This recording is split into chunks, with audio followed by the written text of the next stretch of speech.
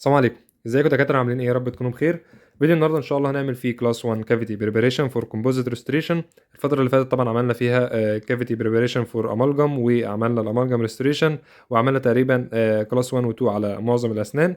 الفتره دي ان شاء الله هنشتغل فيها على الكومبوزيت، سواء كافيتي بريباريشن او ريستوريشن. تمام، خلينا نبدا كده نشوف الستبس معانا. هنبدا نشتغل كلاس 1 سنه لور 6، ونبدا نشوف الفرق بين الكافيتي في للكومبوزيت وكافيتي الامالجم. تمام، هنبدأ كده نشتغل واحدة واحدة، نشوف الستبس معانا وهنشوف الفرق ما بينهم، ونشوف الاوتلاين معانا في الاخر في الكافيتي بريباريشن فور كومبوزيت ريستوريشن. الاوتلاين بتاعه هيبقى عامل ازاي؟ تمام، يلا بينا كده نبدأ بسم الله. اول ستيب معانا او اول بير هنستخدمه هو البير الراوند، زي ما احنا متعودين في الكافيتي فور امالجم. البير الراوند هنبدأ ننزل بيه الانيشيال ديبس. تمام، طيب واحنا شغالين كده هنبدأ في شوية حاجات كده عايزين نعرفهم، وشوية تريكات اللي هيبقوا معانا في الكافيتي فور كومبوزيت ريستوريشن.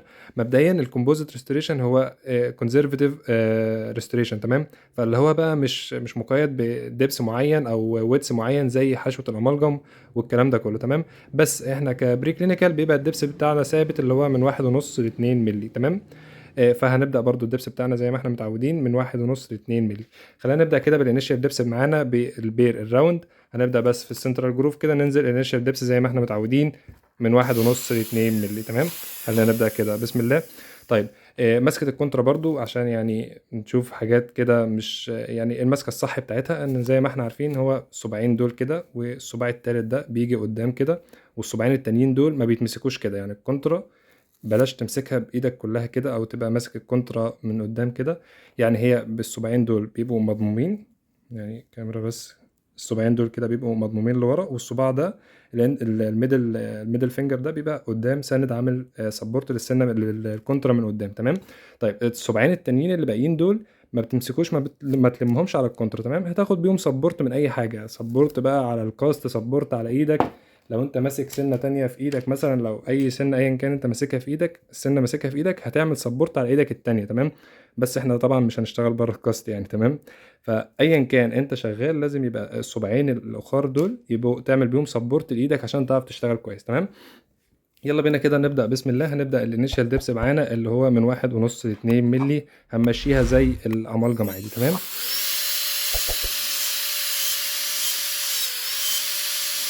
زي ما احنا شايفين انا بنزل انيشال ديبس، بنزل سنه وبرجع، مش باخدها كلها مره واحده لحد ما اظبط الانيشال ديبس بتاعي اللي هو تقريبا هيكون قيمه الراوند اند اللي هي الهيد بتاعت البير بتاعتي. تمام، ظبطنا الانيشال ديبس زي ما بنعمل في الكافيتي بتاع الامالجم. تاني بير معايا وهو البير الانفيرتد شيب بالشكل ده كده، وده يفضل ان نستخدم فيه السايز الصغير، يعني بلاش السايز الكبير عشان بتلاقيه بيشيل لك الجروفز، بيخليها واسعه قوي، وتيجي بعد كده لما تستخدم الفشر بيخلي الكافيتي بتاعك كبيره قوي. طيب الانفيرتد شيب اللي معانا ده وظيفته ان انا بفتح بيه الاوت لاين بتاعي اللي هو المفروض السنترال جروف. طبعا احنا عارفين، انا ما رسمتوش، اللي احنا خلاص متعودين عليه اللي هو الزجزاج شيب بتاع اللور 6، احنا عارفينه طبعا من الفيديوهات اللي قبل كده واشتغلناه كتير يعني. طبعا هو نفس الكلام في حشوه الامالجم. تمام، طيب الانفيرتد شيب وظيفته الوحيده ان انا بفتح بيه الاوت لاين وبعمل بيه سموث، يعني هو بيشتغل على الفلور بس، ماليش دعوه بالوولز خالص، ما تفنش بيه وولز ولا تهتم انك تشيل بيه الوولز، انت بس افتح الاوت لاين بتاعك اللي هو الزجزاج شيب.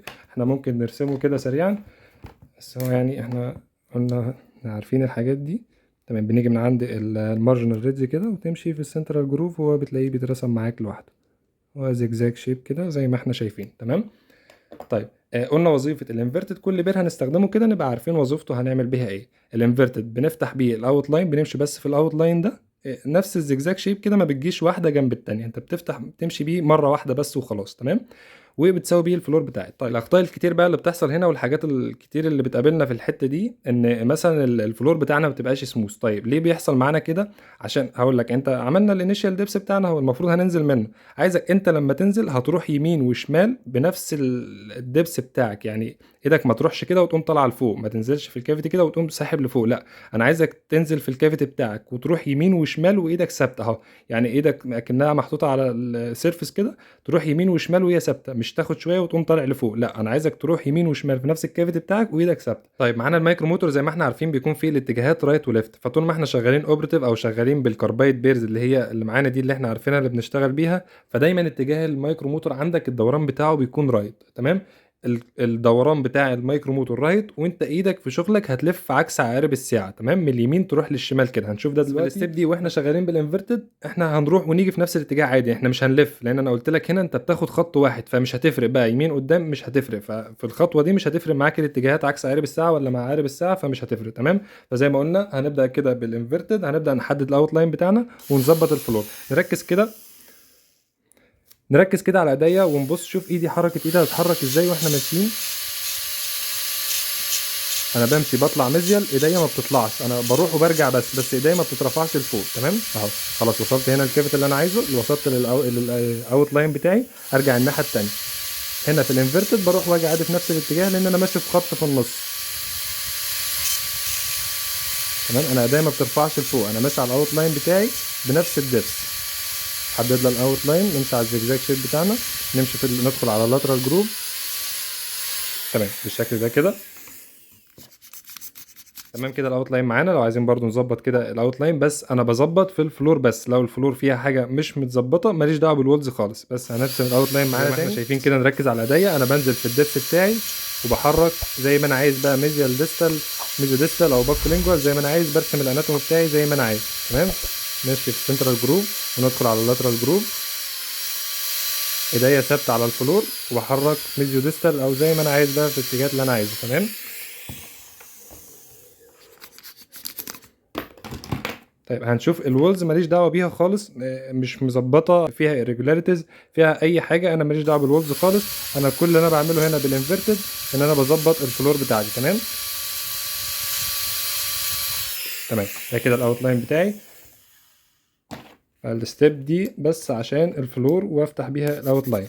نيجي بقى على اخر ستيب معانا، واللي هي المفروض هنا هتكون اخر ستيب، واللي هنفنش بيها في الكافيتي فور كومبوزيت، اللي هي البير الفيشر. ده كده اخر بير هنستخدمه هو الفيشر، تمام. طيب البير الفيشر بقى هنا مهمته ان هو يفنش بقى الوول ويظبط معانا الكافيتي ويظبط معانا الاوت لاين. زي ما احنا شايفين احنا رسمنا الاوت لاين معانا، بس لسه مش مظبوط، او لسه مش كافيتي مش تمام يعني، تمام. فهنبدا بقى هنا نخلي بالنا من اتجاه الكونترا، زي ما احنا قلنا اننا شغالين دايما المايكرو موتور دايما شغال على اتجاه الرايت، دايما بيلف يمين. انا بقى في شغلي انا همشي عكس عقارب الساعه، يعني همشي مثلا هنا من اللينجوال اسبكت ده، من اللينجوال قصب الف واطلع على البقه القصب، تمام بالشكل ده كده، يعني شكل توضيح من بره كده، من اللينجوال للبقه، تمام اهو، من اللينجوال كده واطلع على البقه. خلينا نبدا كده بسم الله. هنا انا بقى مهمه الفيشر ان انا اظبط بيه الاناتومي بتاعي، اظبط الاوت لاين معايا، تمام. فانا هنزل اخلي التب بتاعته لامسه الفلور، انا هنا مش عايز اضغط بقى على الفلور خالص، اخلي التب يا دوب لامسه الفلور وشغلي على الوولز بس، تمام. طيب انا لو ماشي في الاتجاه الصح هتلاقي الكونترا بتلف معاك على الوولز زي ما انت عايز ومرتاحه خالص. طيب لو مشيت في الاتجاه الغلط هتلاقي الكونترا بتقوم خابطه منك كده، مطيره لك القص، بتبوظ لك الاناتومي بتاعك او الاوت لاين بتاعك، تمام. طيب خلينا نشوف كده، هنبدا ندخل في الجروفز بتاعتنا ونسيب الكونترا، ايدينا خفيفه خالص، انا ما بضغطش، هي الكونترا ماشيه لوحدها، وطول ما انت الاتجاه بتاعك مظبوط هتلاقي الكونترا ماشيه معاك زي الفل. طيب لو غيرت الاتجاه زي ما قلت لك هتلاقيها تقوم داخله منك على القصب مره واحده، مطيره لك الكافيتي، بوظ لك الدنيا، تمام زي ما احنا شايفين كده. طبعا هنا برضو زي ما قلنا هنا conservative restoration، فمفيش هنا بقى convenience for، مفيش بقى ان انا عايز احط الكوندنسر ان انا هعمل بيه condensation بعد كده، مفيش الكلام ده. بس احنا يعني هنخليه برضو اللي هو ايه الكافيتي كويس، يعني هيوسع شويه كمان عن كده، تمام. فخلينا نبدا كده. طبعا الميزر والديستال مارجنال ريدج طبعا هو برضو 1 مللي من 1 ل1.5، فنفس الكلام برضو. احنا لحد دلوقتي ماشيين نفس الستيب بتاعت الامالجم، تمام. خلينا نوسع الكافيتي شويه عشان تبقى الدنيا معانا تمام. زي ما اتفقنا انا الهيد بتاعت الستون بتاعت البير يا دوب لمسه الفلور، ما بضغطش بيها على الفلور خالص، وبس بنخليها تلمس الوولز كده ونلف. انا بمشي في نفس الاتجاه من عكس عقارب الساعه، امشي على الاسبكت ده من اوله لاخره وخلص ولف وارجع على الاسبكت التاني، تمام. ما تروحش وترجع على نفس القصب او على نفس الاسبكت مرتين ورا بعض، عشان ما يبوظش معاك الاوت لاين بتاعك. وزي ما قلنا لو الاتجاه فيه حاجه غلط هيقوم خابط منك كده، مطير لك الدنيا. طيب حاجه كمان واحنا شغالين، السنان طبعا في الكاست ما بتبقاش ثابته، فانت دايما خلي ايدك دي عامله سبورت. فاحنا اتفقنا ايدك دي سبورت، والصباعين التانيين اللي هم دول سبورت على الكاست، والكونترا ماسكتها زي ما اتفقنا كده. تمام. نظبط الاوت لاين بتاع الديستال مارجنال ريدج لو محتاج يوسع شويه او كافيتي يجي عنده شويه.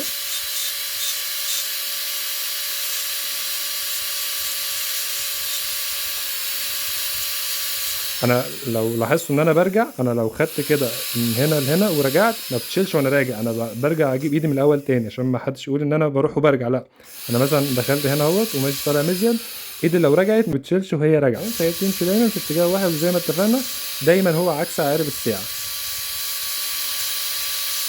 خلي بالنا من الكاز اريا، كل كاز بيبقى واخد الاريا بتاعته، وانت بتلف كده الكونتر هي بتلف معاك، البير بيلف لوحده اصلا. يعني انت ايدك لو خفيفه كده هتلاقي الكونترا ماشيه لوحدها. تمام. محتاجين بس كده نوزع اللاترال جروفز بس وخلاص. تمام. ندخل كده هنا شويه،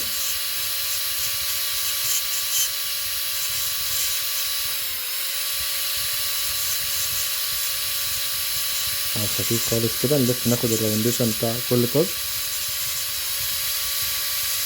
نكمل نيجي على اللينجوال، ندخل في اللاترال جروف، نكمل. تمام.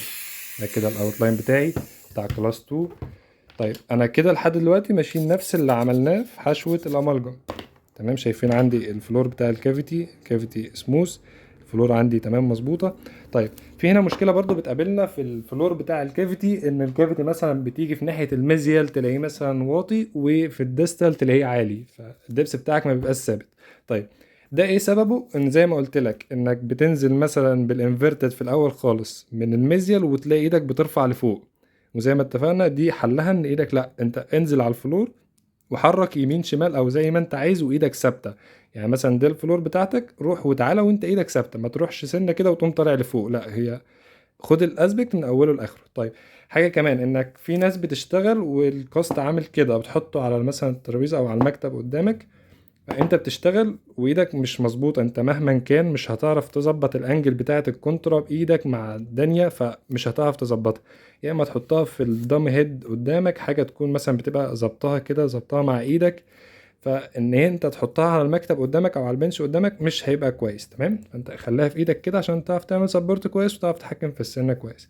طبعا في بوق البيشنت مبيبقاش فيه الكلام ده، ما تقوليش طبعا انا بثبتها عشان بوق البيشنت هيبقى ثابت، لا، بوق البيشنت بتظبط الانجل زي ما انت عايز. تمام. بتحرك راس البيشنت، بتحرك انت، بتظبط ايدك زي ما انت عايز. تمام.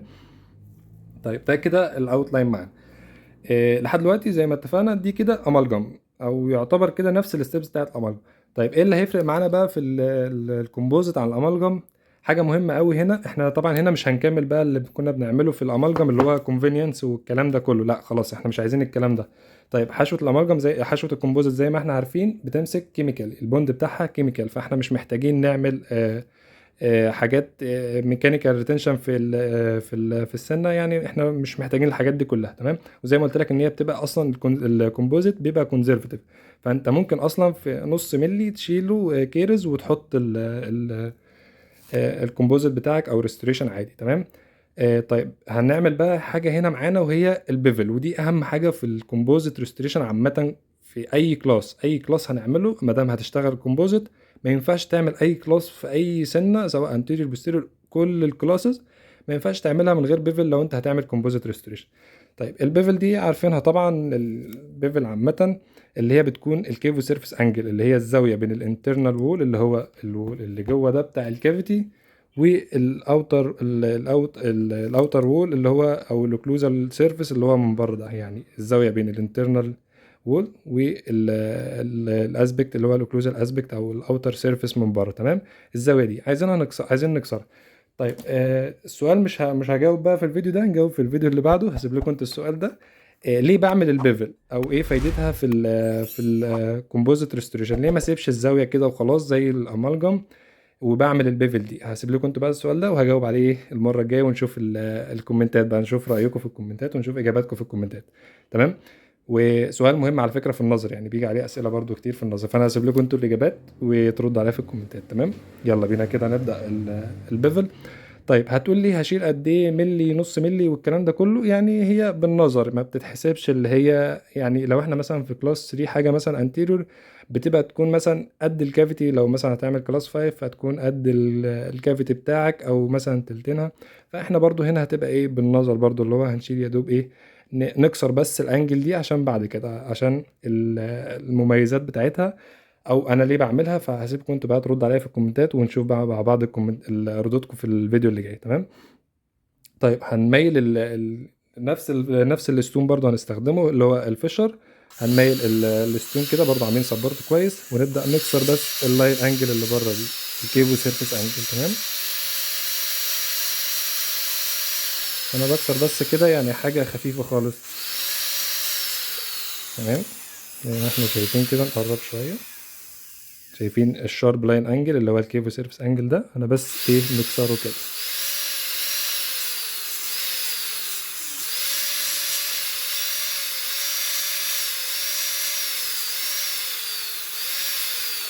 دي كده البيفل معانا. تمام. شوف بقى الكافيتي معانا، نراجع كده الاوت لاين بتاعنا ونشوف لو في اي حاجه محتاجه تتظبط. تمام. كده الفلور معانا يكون كله سموث، مفيش اي حاجه شارب.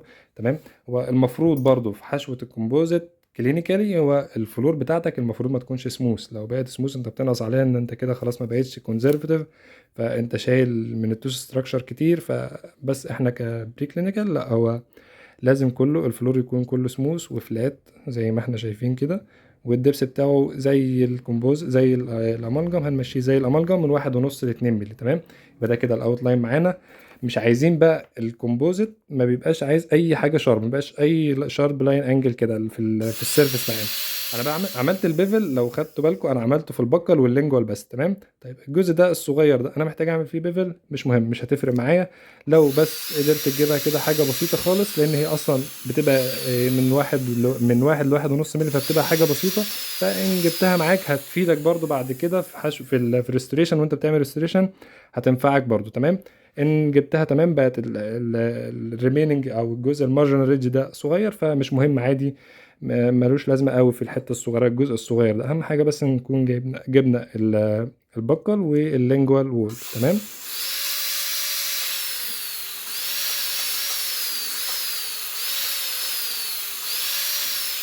ده كده الاوت لاين معانا زي ما احنا شايفين، الناتو معانا مظبوط، الفلور سموث، البيفل واللي هي اهم حاجه في الكومبوزيت او الكافيتي بريبريشن فور كومبوزيت ريستوريشن. تمام.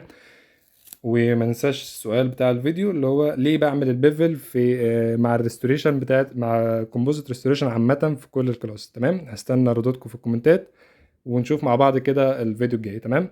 ان شاء الله زي ما اتفقنا مكملين الفيديوهات الجايه، معظمها هتبقى على الكومبوزيت ريستوريشن، سواء البريباريشن او الريستوريشن نفسها. تمام. وبكده نكون وصلنا لنهايه الفيديو، اتمنى اكون قدرت افيدكم بحاجه. متنساش اللايك والسبسكرايب وشير للفيديو. سلام.